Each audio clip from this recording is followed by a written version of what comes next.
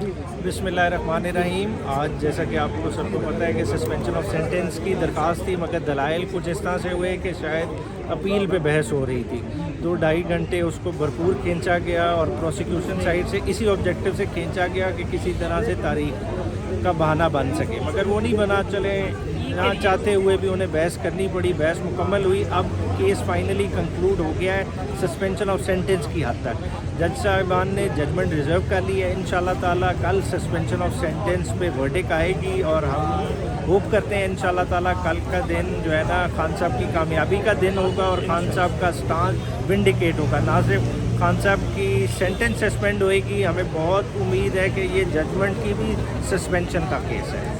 क्या नज़र आ रहा है और कमरे अदालत में क्या आपने देखा? देखिए, उसूल जो है सस्पेंशन ऑफ सेंटेंस या सस्पेंशन ऑफ ऑर्डर का, वो ये है कि बादी नज़र में एक ऐसा मामला होना चाहिए जो बहस तलब हो। अब आज 3 घंटे बहस की इलेक्शन कमीशन के वकील साहब ने, तो ज़ाहिर है यहाँ नुक्ते हैं जिन पे बहस हो सकती है और होनी चाहिए।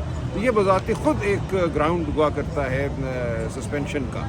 तो बहुत उम्मीद है हमें कि कल सस्पेंशन ऑफ सेंटेंस और सस्पेंशन ऑफ ऑर्डर हो जाएगी। सर, उन्होंने जो राहुल गांधी वाले एक केस का हवाला दिया, क्या आप समझते हैं ये रेलिवेंट है?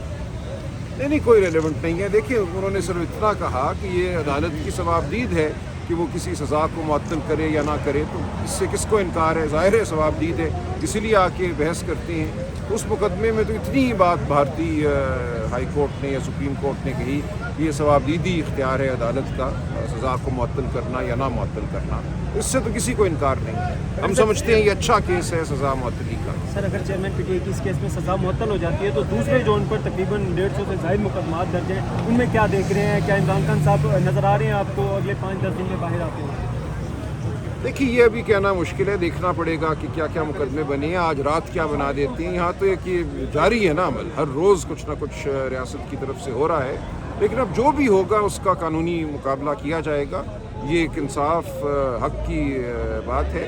जो इंसाफ का अमल है उसको एक सियासी हरबा कभी भी नहीं बनना चाहिए, लिहाजा इसलिए हम जद्दोजहद करते रहेंगे। क्या कहेंगे आज के फैसले से? क्या तवक्को है? क्यों हाई कोर्ट का 11:30 बजे समाप्त कर रहे हैं, लेकिन 12:30?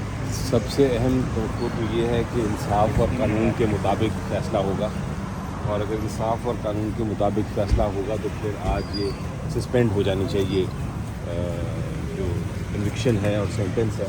क्योंकि आप देखें, आम केस में 5 साल से कम की अगर सज़ा हो तो आपकी जो सस्पेंशन है वो ऑलमोस्ट ऑटोमेटिक हो जाती है।